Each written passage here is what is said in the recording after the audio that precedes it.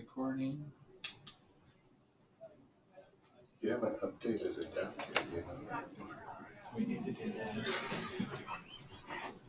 I'm going to make that the first point. Yeah. When Mark updates it. As soon as Mark updates it, we'll have a real working version.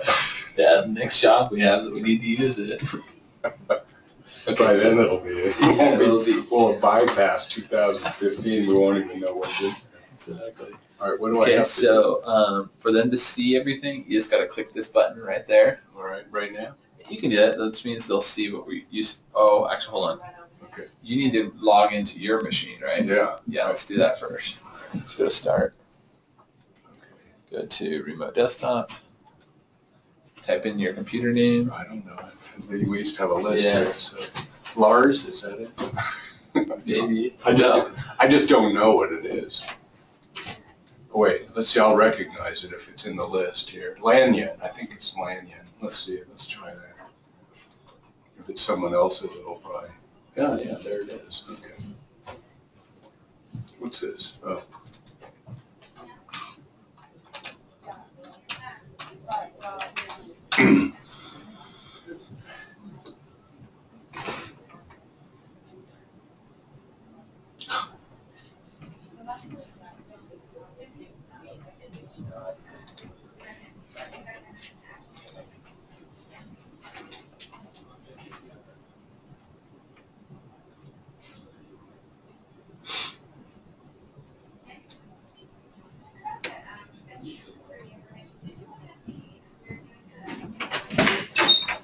Okay. You got it. Okay. I was like, wait, it looks like it's okay over there. So I just click this. Click on that. Everyone can see it. You should see your screen. Do I know who's here? There you go. There's ours already. There's that. You're good. All right. And the sound is live or what? Sound is getting recorded right now. Okay. So what's happening is Shannon will call you. You can hit that button to answer it. Oh, okay. This will talk to the phone system too. As soon as she calls, hit that button. Yep. And then go. Yep. And you're good. Okay. Thank you.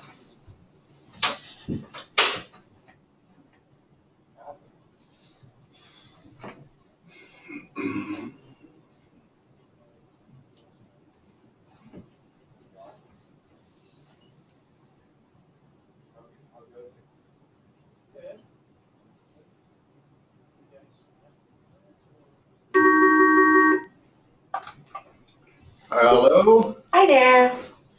I've got everybody else coming onto the line in just a moment.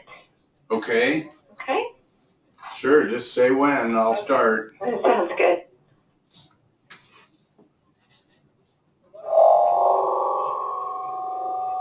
Hi everyone. We've got Ron on the line to start the presentation. Ready to go? Ready to go. Okay, welcome everyone to our continuing education program here from MKM Central. Today's topic is ADAPT, Advanced Design and Analysis for Post-Tensioning. And this is not going to be comprehensive. This will be a brief overview of what the program is and what it does, and some of the projects we've used it on in the past and current projects. And then I'll try and get through a simple example problem. So we'll just start right in here. Can everyone hear me and see the desktop? Yes, sir. Yes, we can. Good. Okay. Has anyone used ADAPT before? No. No. Okay. Well, this is what you get when you click on the icon, and so this is Builder 2012. We have Builder 2015, but it hasn't been installed yet. So if you need to get the current version, if you're going to start a new project, then we should definitely discuss that with Mark. Is this on Engineer 2 or 3? I don't know where it is. It's on my machine. So I don't know if it's on any of the other machines or not, since I don't think anyone else has been using it. So, so this is Builder, and this program includes all of these sub-programs here. The modeler is just what it sounds like. That's for building your model. Edge is for multi-story buildings, and it's very useful because you can carry all the loads all the way down through the building to your foundation. Floor Pro is set up for elevated slabs. So if you're doing a podium slab, you would use Floor Pro. And Mat is set up for just what it sounds like, mat slabs. So if you're doing a foundation mat on soil springs, this is the one you use, Mat. Slab on grade is for expansive soils only, and we don't have this module since we use PTI. So we don't have SOG, we have the Mat, we have the Floor Pro, we have Edge and Modeler, and this is what we use. We also have a couple of other ADAPT programs. Here's one, ADAPT PT 2012, and that is for post-tension design of slabs, but it just does strip modeling. So it's a single strip of pretty much any width you want, whatever fits into that, into those parameters for strip modeling. We also have a similar one, ADAPT RC, which is for just reinforced, mild reinforcing, and it also does strip modeling. I haven't used RC before. I've used PT before. It's nice if you're just checking a real simple PT slab that you can just pull a strip out of. But for doing most things that are not nice and simple, then this is the one to use. And I'm just going to go through a list of projects that we've used this on before, and you've got this in the handout. I didn't have time to really put together pictures or anything, so there are no pictures readily. Well, there are pictures of all these projects in the folders. So if you're interested in looking at any of them, you can find those.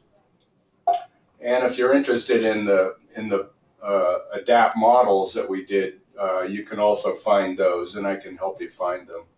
So 499 Humboldt is one that actually the ADAPT modeling was done by ADAPT, and they do consulting work. They did the model for the podium slab and for the mat foundation on that building, and Kristen's familiar with that one. It's I think 4 or 5 stories of wood frame over the podium slab.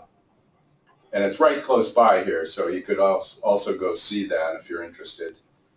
961 Gravenstein is under construction now. They're in the foundation and lower level wall construction phase of it. So they haven't started on the podium slab, but I'll get some pictures of it when they do. I also used ADAPT for the spread footing foundations on 961 Gravenstein. So you can do spread footings with ADAPT. The Marriott Hotel in Oahu is one that John mentioned a week or two ago in his presentation, and that was a waffle slab, a waffle mat, post-tensioned, not on expansive soil, but on liquefiable material. So the reason we used ADAPT for modeling that was so we could remove large portions of support and see how the slab itself behaved under the loading. And I think they saved, I don't know, they saved a lot of money going to a waffle slab on that one as opposed to the deep foundation that was previously designed. So Travis Air Force Base, this is one that Josh was working on, where they wanted to just have assurance that they could put I don't know, a 2,000 or 3,000 pound safe on their slab, and they could. It was not a problem. So we modeled this thing, several bays of this floor slab, the existing floor slab in ADAPT, and added the existing reinforcing and checked it. Safe harbor, that I think Christian worked on, was a mat foundation for some tanks and just simple reinforced concrete. Same thing with Synergy Vault. That was Nick's project there in Petaluma with the mat foundation with the, I don't know, some kind of a vault. Giant concrete. A giant concrete vault on top of it. Yeah, very heavy structure. So, and it turned out to be a pretty heavy slab too, with a lot of reinforcing, but no post-tensioning. Lexington Avenue Apartments, this is one that some apartments that are under construction now, I believe, but the foundations are probably all done or close to being done. And the original design was the original design was spread footings on these buildings. They're 5-story buildings, residential, and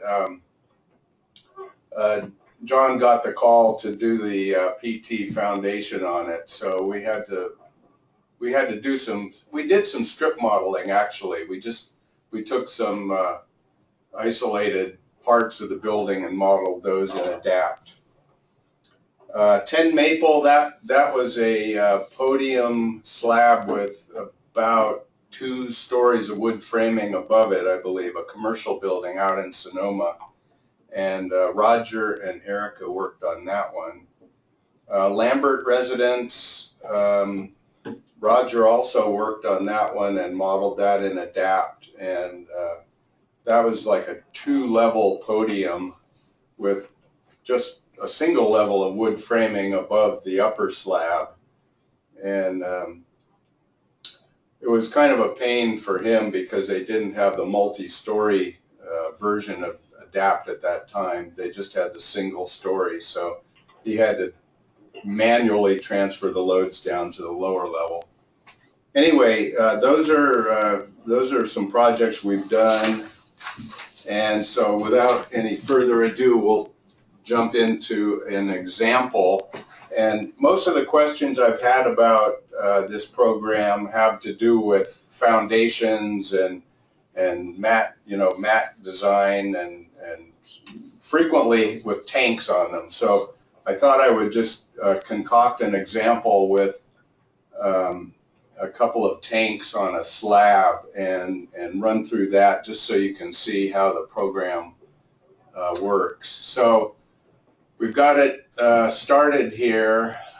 This is where we start, and we start by checking mat here. These other things, I don't think we have the shop drawing module, so I'm not going to mess with that. The dynamic rebar design, this thing does check for reinforcing that's required in addition to post-tensioning. And if you're doing a simple reinforced concrete slab, it will also design reinforcing for that. We don't need to do any strip modeling, so we'll just leave that as it is. American units always. This little thing, design scope, we have it set for RC and PT. If you're doing just a mild reinforced slab, you would check RC on this, and then you'd go into it, and you wouldn't have the option of PT at that point. But we'll leave the option of PT. You can import, this thing has some nice features. You can import a DWG file or a Revit file, and you can actually create a model fairly quickly using those files by either tracing it or transforming the entities in those files to structural elements in ADAPT. I've tried that before and it works pretty well if you have a simple, if you have a good CAD file to work from. You can also import from ETABS. I've never tried that, but I would assume that's importing lateral loads to ADAPT. And I'm not going to try that right now. This is going to be just a simple slab design we're going to try and get through here. So the interface here is the usual Windows stuff, file, open, save, etc. If you're going to import, here's your import option for Revit or AutoCAD or ETABS. Okay, if I get stuck, I've got this thing saved, so hopefully I won't get stuck here. The edit is just what it sounds like. View. Okay, user interface. This is kind of nice. This thing I have to move. How do I get rid of this now? Okay, go to meeting. Okay, so this gives you a list of all the toolbars that you can have open on the desktop, and some of them open automatically, some of them don't. But the ones that I always open are copy, move. That's a good one to have, and that one just popped up, I think, like right there, or maybe it's one of the others. Yeah. Okay. Let's see what else. The build toolbar and the loading toolbar. So I always get those things open for shortcuts. You don't need to use the shortcuts, but like that, if you have them and know where they are, it's nice to use them. All of those things you can find also in the menus at the top of the page there. So we'll start by just creating a grid to work from here. And the desktop looks a little different because the screen is different. But here's a grid. You can set up and I'm going to set up a 5 by 5 grid here, 5 feet by 5 feet. And then the other button right next to it will turn the grid on and off. So we have a grid here. And next I'm going to use the build toolbar, which is this one over here, and I'm going to create a slab region. So just by clicking on this, I'm going to create a slab that is like in that diagram I gave you, which is 50 feet by 30 feet. So we'll go 10, 20, 30, 40, 50 by 10, 20, 30, there. Click on 3 and then you close it by hitting the C on your keyboard. And then escape, I guess, to get out of it. Okay, so we've got a slab there. In order to see what that slab is, you double click on it and it'll open this box here. Okay, so it's created an 8-inch slab. I'm going to go up to 10. Because I know 10 works. I haven't tried the 8 yet, but when you change these numbers, you always have to remember to click this green check at the top. So that changes it to 10 inches thick. The location just gives you grid coordinates. You can modify the stiffness if you want to, and some of these other things, but we don't need to. So there's our slab region, and these other toolbars over here, if you were doing an elevated slab, you could put in walls and columns that go in underneath it. But we don't need to do that. We're just going to load the slab. So first thing I'm going to do, I'm going to put a uniform load of 100 pounds a square foot. So I'll use this, one of these up here, a patch load. So here's the patch load. And so you just click on the region you want to load, and escape. Okay, now I'm going to look at this in isometric view. Okay, where are all the viewing? Let's see. Hidden lines. Okay, here we are over here. Okay, there. That's isometric view. Okay, so I don't see the patch load on there. This little set of eyeglasses here is what controls what you're actually able to see. So patch load, dead load. Oh, I see. Okay. So it created a dead load of 0. That's the problem. And so I'm going to turn off the slab region for a minute. Click on the patch load. So this created a dead load of 0. So what we want to do is create a live load of 100.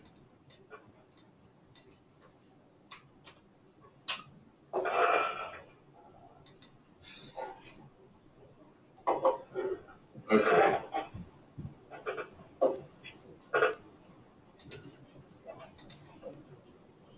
And then we'll turn our slab back on. So there's our slab with 100 pounds a square foot on it.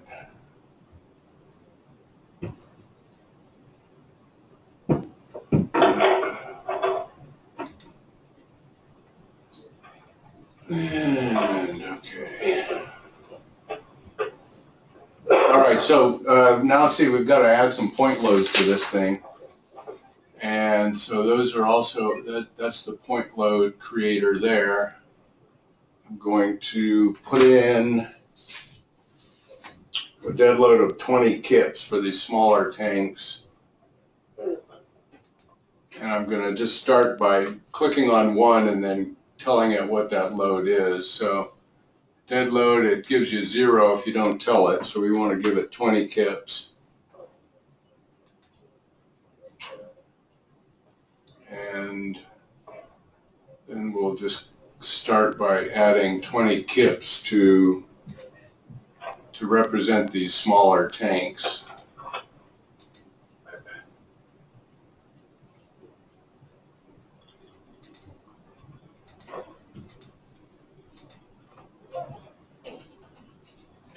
Okay, now to do the bigger tank, we will put that there. And then click on that, and that's going to be 30 kips of dead load.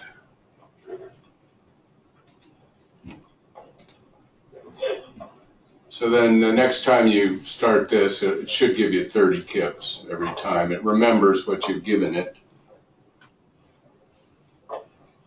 Okay, so there's our, let's see, okay. We can look at that and see what it looks like. That's what it looks like right now. And if you look at it front view, you can see there's the 20 kips and the 30 kips, and there's the live load of 100. Okay. So let's go back to top view. And now we need to add the overturning loads on there. So in order to do that, you have to add a load case. And so the loading menu here gives you a list of load cases. We're going to add one. And load case 1. So we'll just call it EQX.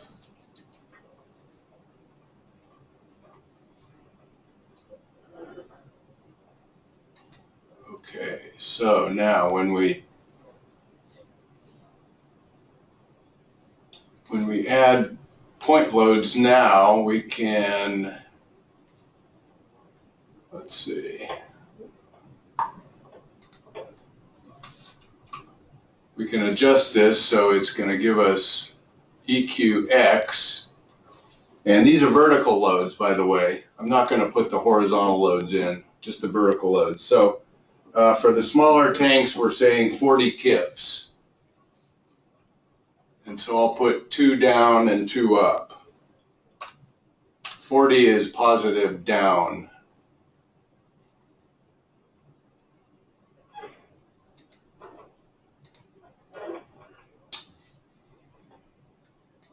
So if we consider the earthquake going to the right, we'll put the positive ones there and there. And then we'll put a -1 in the other direction.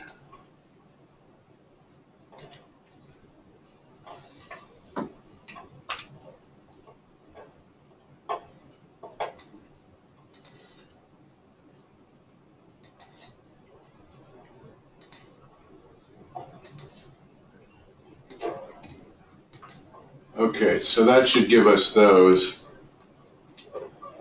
Then for the bigger tank, we need a seismic load of 60 kips. This is just an extra load here, which I'll erase when we're done. So we'll go -60.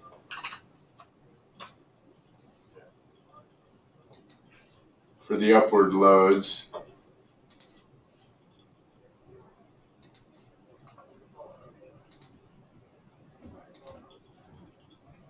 And then we will go +60 for the downward load.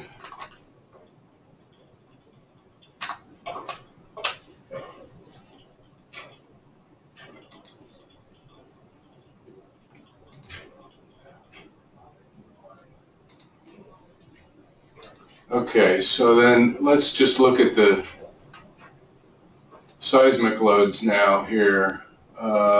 For loads, we have, okay, everything is showing now, dead, live, and EQ. We'll take the patch load off. We'll just look at this. Okay, something missed here. Okay, we're missing something, so should have 60 kips down here, 60 kips down here. So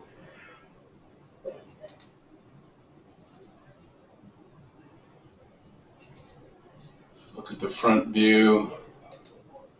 Something's wrong. Oh yeah, I got an extra load down there. That's what it is. Okay. All right, we'll take this one out.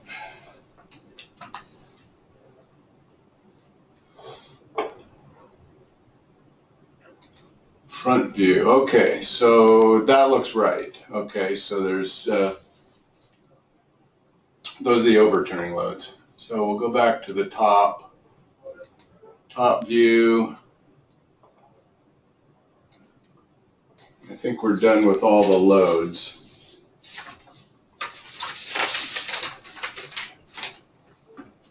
We need to define a couple load combinations. And, okay, where is it? Okay, let's go with this here. The mouse is giving me problems here. What's going on?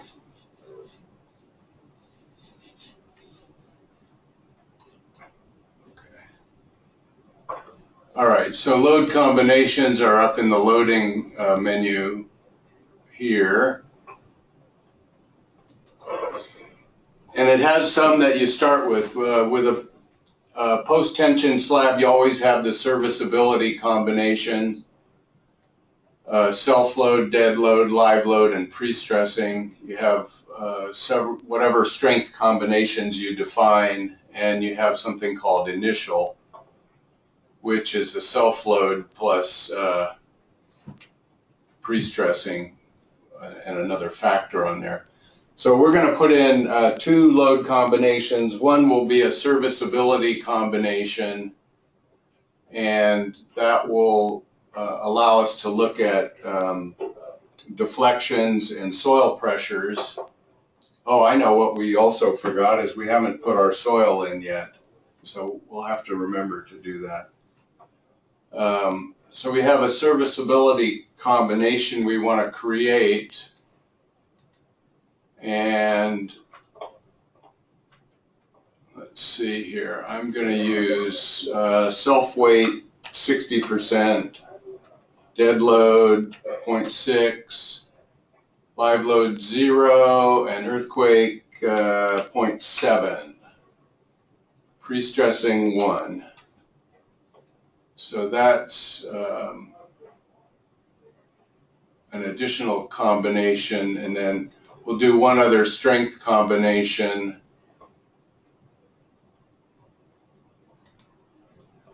Which will be 90% of the dead load.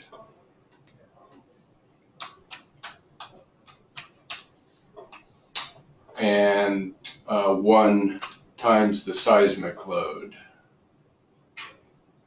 Okay, so that gives us load combinations. We need to have some soil to support this thing. So the build toolbar has spring soil support. So that's what we're going to put in here. And I'm just going to create a region that includes the slab in it.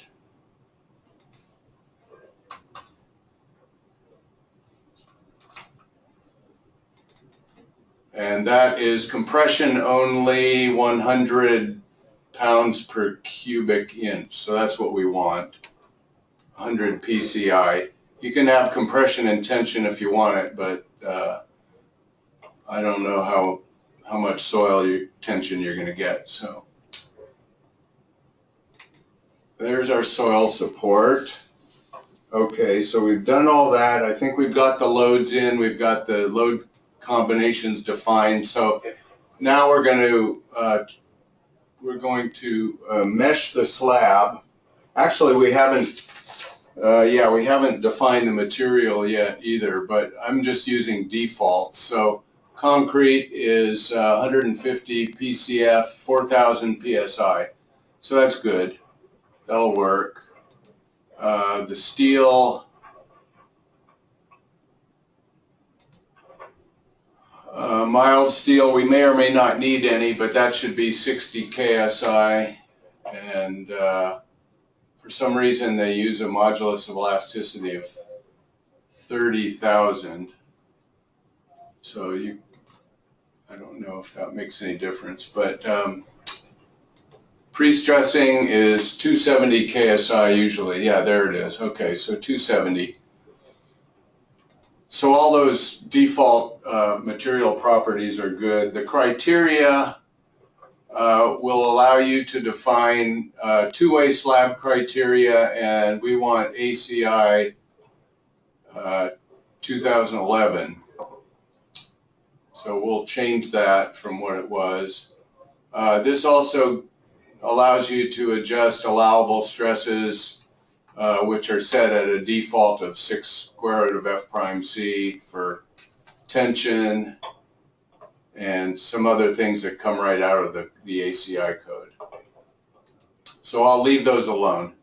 Okay, now we can mesh the slab and the soil springs, and we can check it, and we can just view the analysis results to see if it makes sense.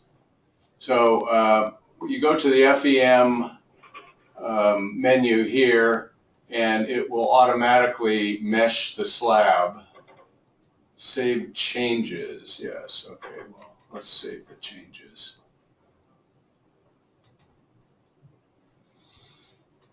Okay, so there's our mesh. And now we can analyze it, and it'll always ask you, well, which load combinations do you want? Okay, well, for some reason it didn't save the ones I put in there before, did it? Service, no, it didn't, okay. It didn't put in the ones with the seismic load, so I may have to recreate those. But we'll take a look at the analysis results anyway. Okay, so it's done analyzing. We want to view the analysis results. So it will open a different window here and let you look at the results. So we'll just look at the service total load. That'll be the dead and the live load on the slab. That'll give us an idea if there's anything wrong with it. You can look at the vertical deformations. Click on the little light bulb there. That gives you a contour map. And it looks like our deflections are hidden by this thing here. I'll just move this out of the way. There, that's better. So this is looking pretty good. 0.005 or 0.05. Small deflections. The soil pressure, 5 times 10 to the minus 3 KSI. So you can convert that to PSF. It's, I think, about 700 or something. I think it's less than 1,000.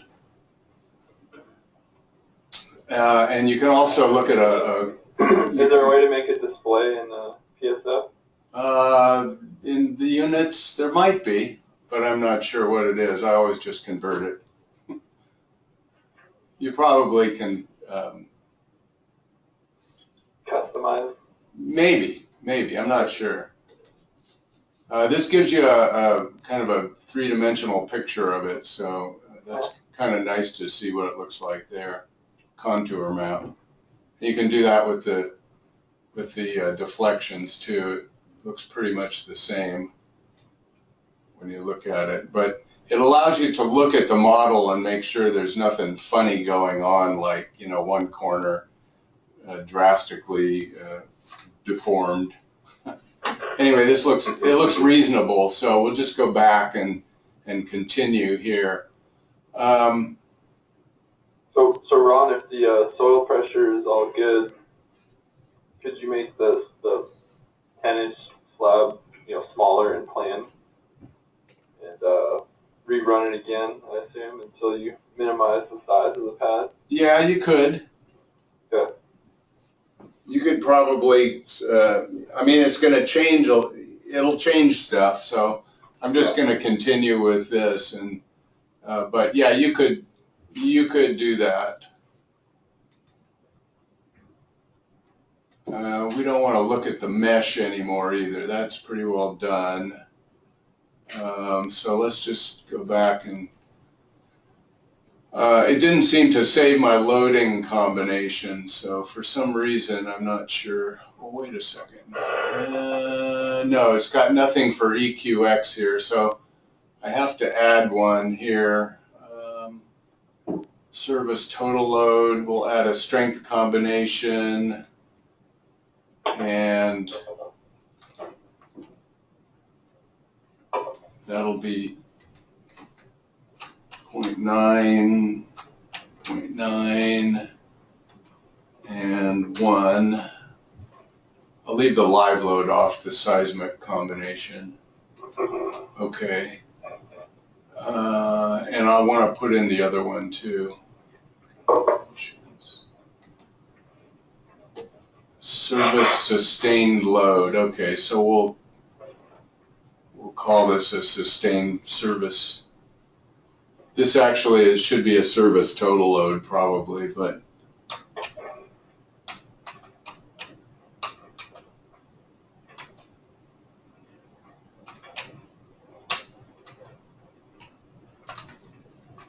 I'll change it, in fact, to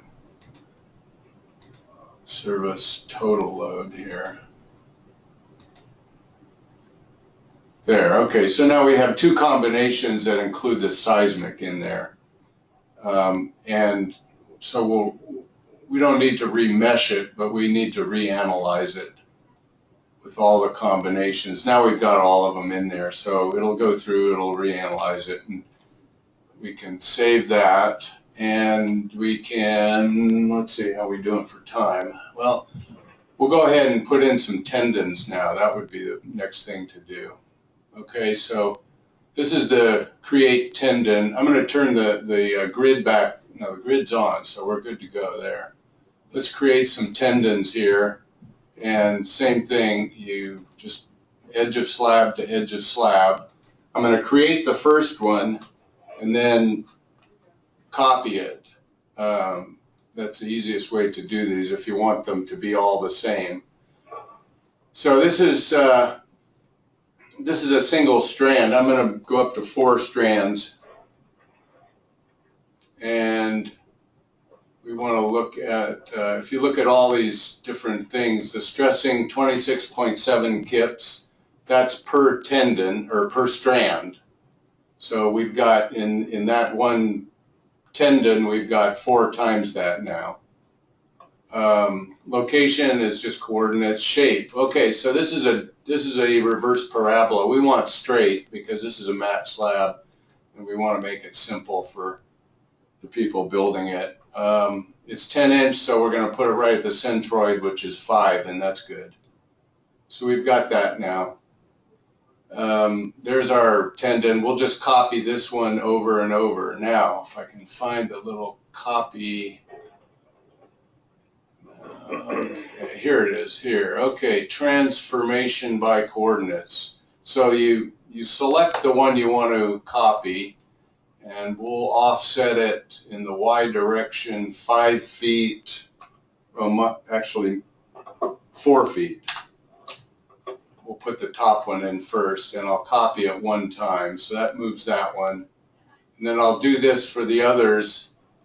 I'll go minus 5 feet and copy it 1, 2, 3, 4 times. Okay, and then we'll do 1 more down below. We will offset it a negative 4 feet, so we're 1 foot in from the edge. Okay, so now those are all the same now, so I'm going to do the same thing in the Y direction.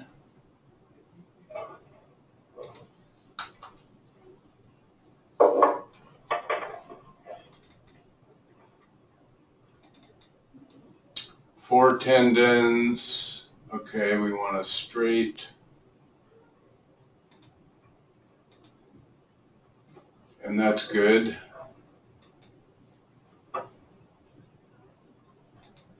Okay, we'll do the same thing. We'll copy it each way here, minus 4 1 time.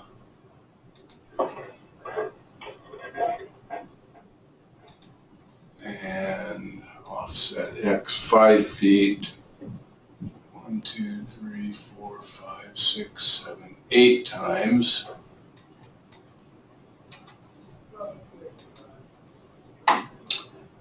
And then we'll copy this one 4 feet to the right.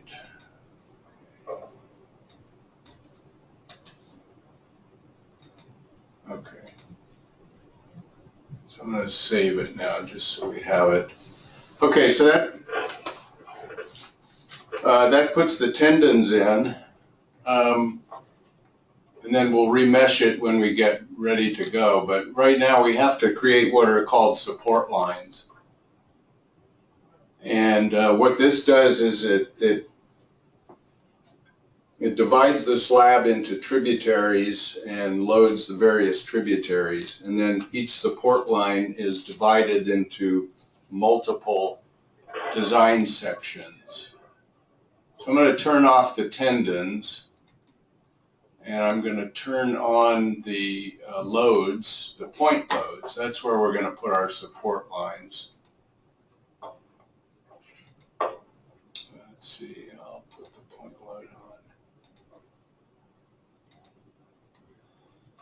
on. Okay, so now we have to create support lines. Let's see, where's our little, let's see, strip modeling, create support lines. Here we go. So I like to just create one that's a fictitious one to start with. Whoops, it didn't work.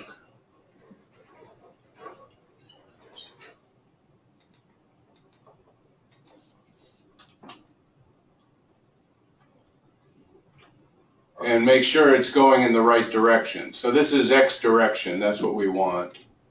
So let's see, do we have the modeling toolbar? That's a handy one to have. There, okay, so now I'm going to put one support line along the edge of the slab. And then I'm going to create a support line from the edge of slab to each of the point loads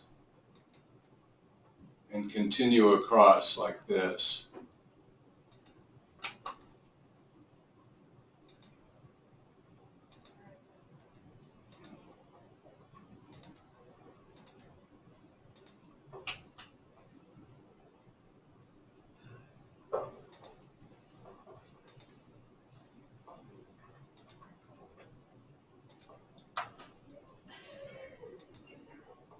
And we'll do the same thing in the other direction.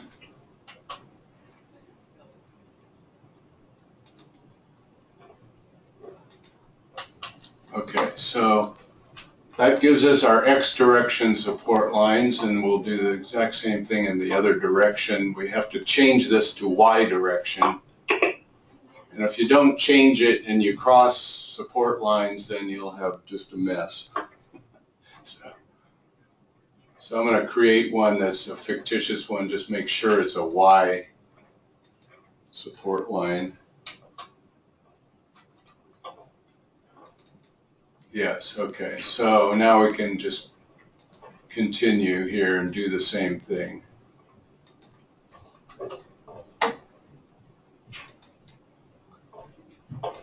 So when you're doing a foundation slab, you have to kind of look at this thing upside down in a way, and the column loads or the point loads are pushing down on it, just like if you were doing an elevated slab, the columns would be pushing up on it.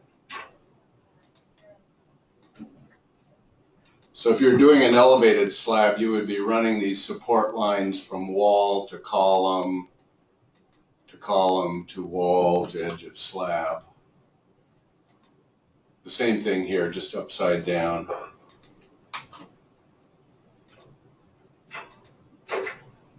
And they have another feature here, which I'm not even going to get into, which are called splitters, in case you have to truncate a support line somewhere inside the slab.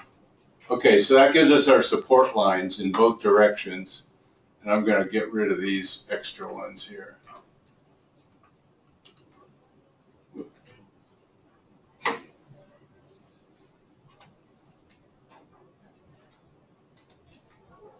I think I could turn off the grid now too. I think we've got all the stuff that we need the grid for, so maybe things will move a little bit faster. Okay, now let's see. This support line wizard creates splitter, create strip method load transfer. Okay, so we're going to go back up here. We've got the support lines, and what we want to do is generate the tributaries. So this will automatically generate tributary areas. And you can see how it has divided these things up. Actually, it's a little cluttered. It's a little hard to see with all of the design sections on there. But if we turn off the support lines and just look at the tributary regions, then you can see how it's divided the slab up. One other thing that I always do is select by type, I select all of the support lines and wait a second. Okay, so they're not turned on, so it's not going to select them. Okay, I'll have to go back and turn those on. Turn off the tributary region. Okay, so now this is showing us the design sections that it automatically generated.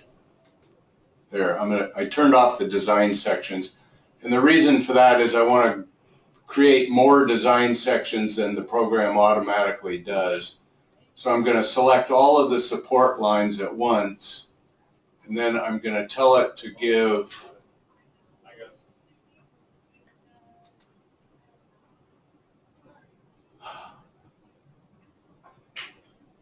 okay, so the maximum number of design sections per span, I'm just going to give it a large number like 50. And that'll give you a better, if you look at it now,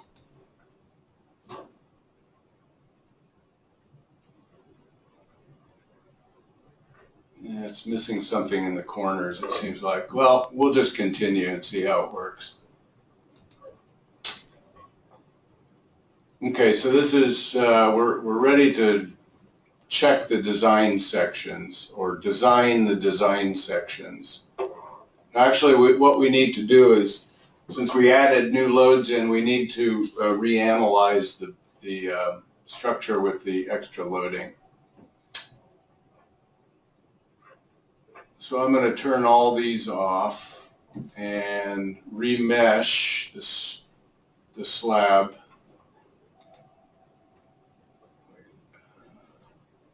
Cancel. I'm going to clear the mesh first. Clear the old mesh. Yeah, there. Okay. Now remesh it. Okay. Now we'll analyze it with all the loads.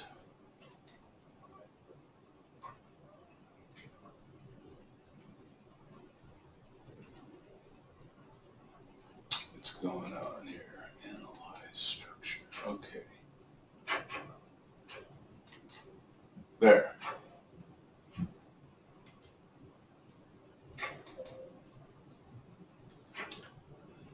Okay. Now we're almost ready. I'm going to turn off the loads so we don't have to look at them and turn off the mesh. Okay. Now we'll design the design sections.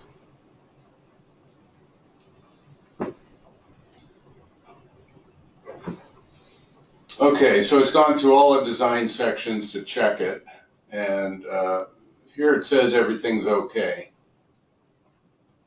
So let's just look at the results also.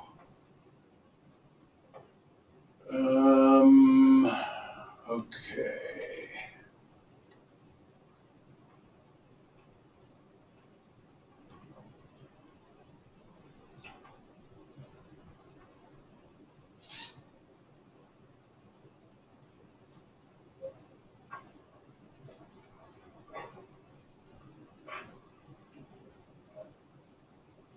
There it is, model design strip. Okay.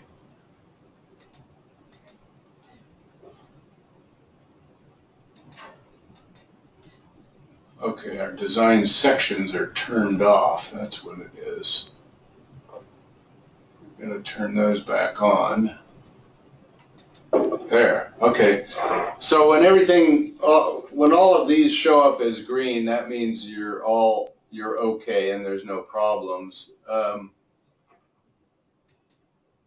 And that you can look at them in both directions and verify that.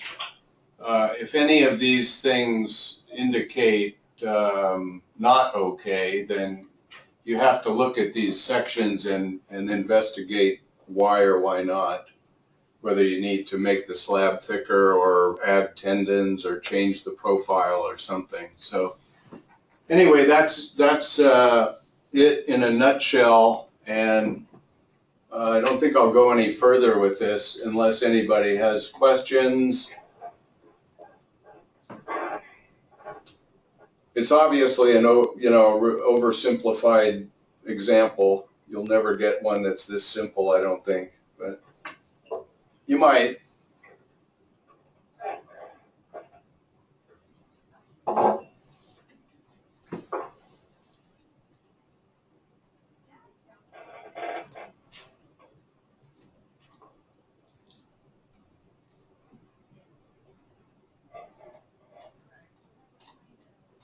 This is showing stresses, I think. Yeah. Okay. Everybody good with that? Yeah, thank you. You're welcome.